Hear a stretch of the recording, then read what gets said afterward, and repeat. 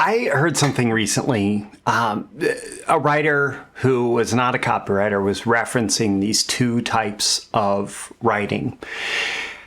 And when I heard it, it just immediately stuck that this distinction was incredibly powerful. And I've shared it with a few other writers since then, and everyone absolutely agrees that this not only leads to better final draft writing, but also kind of upends the entire writing process in a very positive and powerful way that will lead you to write better, faster.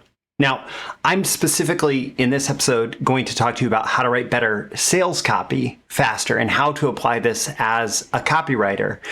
Because, well, I mean, for any writer who is paid based on their output, and most writers are paid on some level based on their output, writing better, faster is going to lead to more income and more success, all of that. With copywriters, it's doubly important because the more promotions you launch, the more sales letters, video sales letters, landing pages, whatever, advertisements that you write, the better. Like the more output that you have, the more financially successful you tend to be as a writer. So with that, let's dive into my notes here and let's talk about how to write better sales copy faster.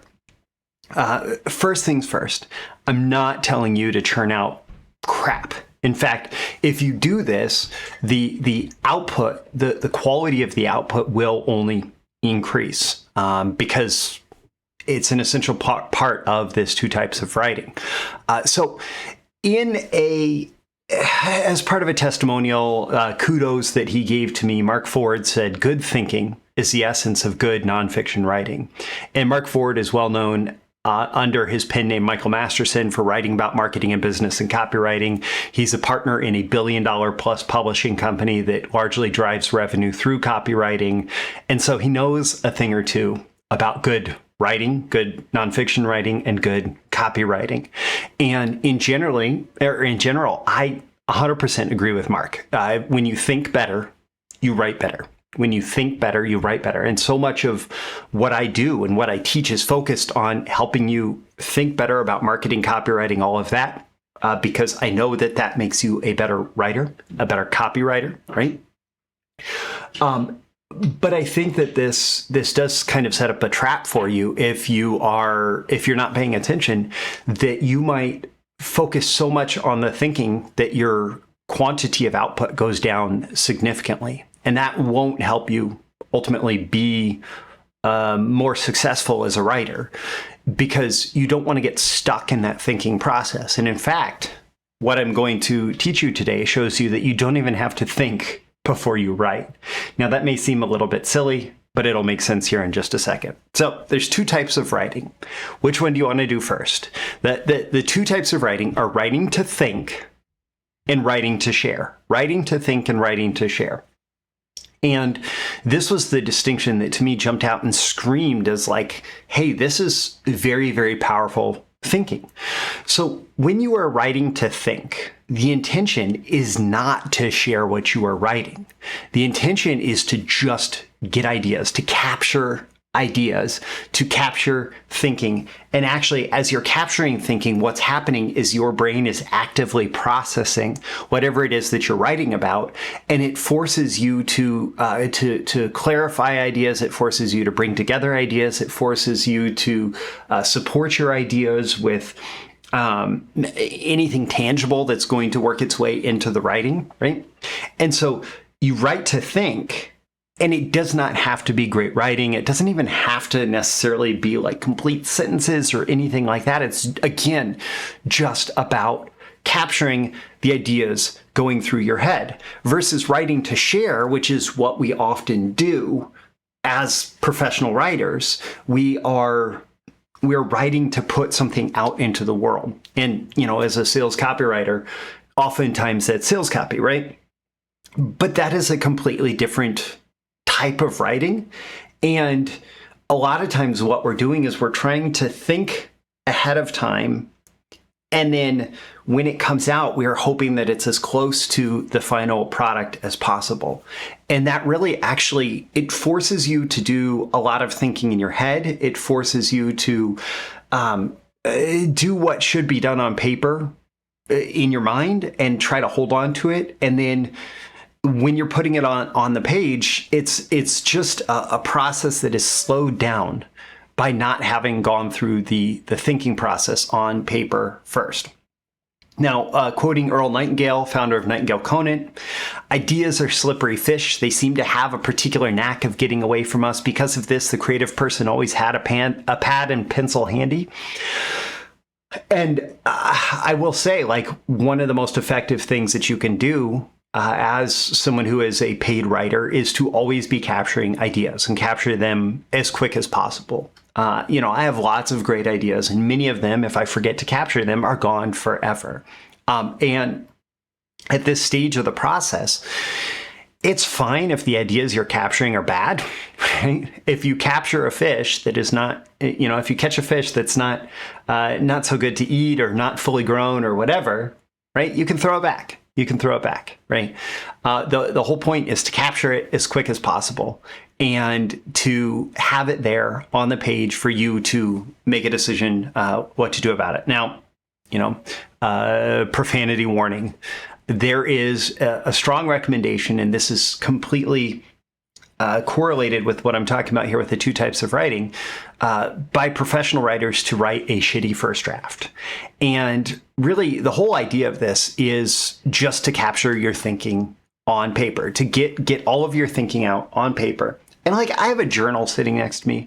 I do this a lot. You just want to capture ideas as quick as possible. I'm just starting a new client project right now, kind of wading back into the financial copywriting space.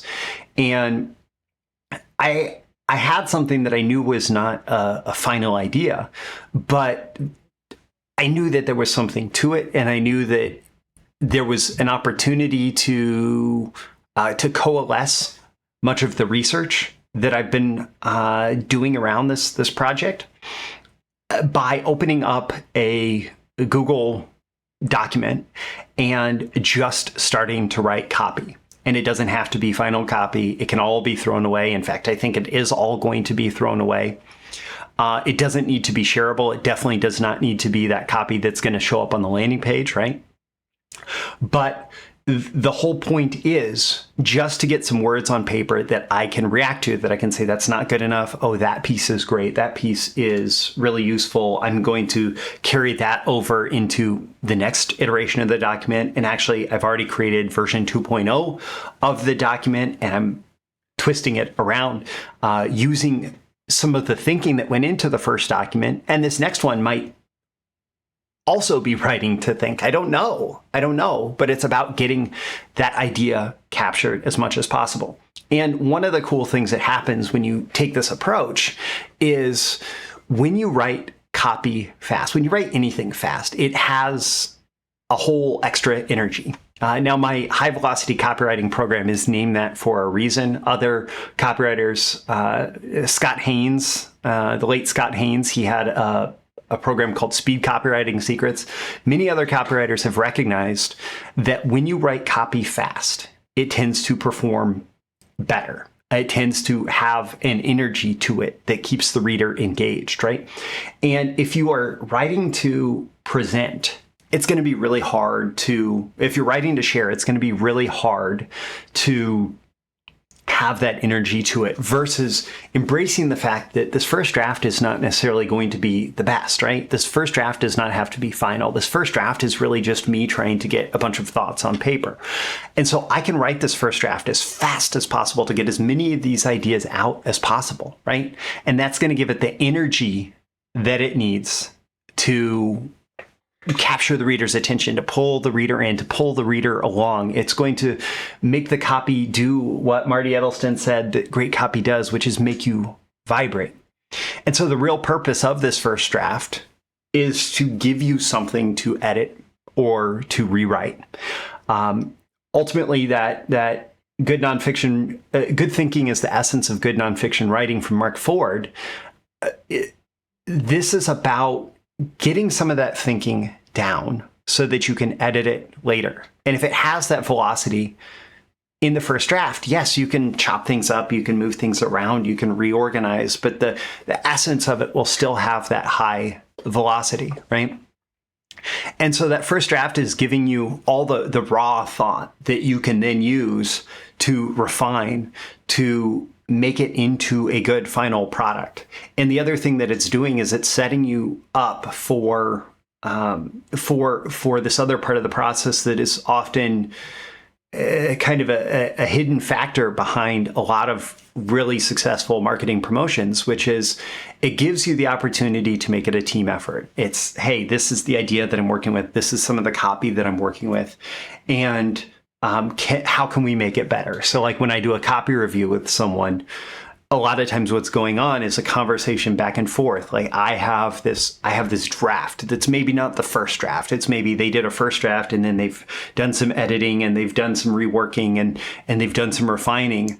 But then getting an outside perspective gives us all an opportunity to look at it from in a new light and make it better by recognizing, okay, there are these good elements here. Let's move them around. Let's edit this out. Let's add this idea in here. And again, it was all about getting all the thinking out ahead of time and then figuring out how to transform that thinking in a way that makes it imminently shareable. And so when you want to get your sales copy ready to share, which is the writing to share, right? A lot of times it's going to be editing your thinking. It's going to be like, wine and beer go through this fermentation process where there's this initial must or wort, depending on whether you're doing wine or beer. And it's this very sweet liquid, right? But then with yeast, which is the editing process, it's turned into this much more complex drink.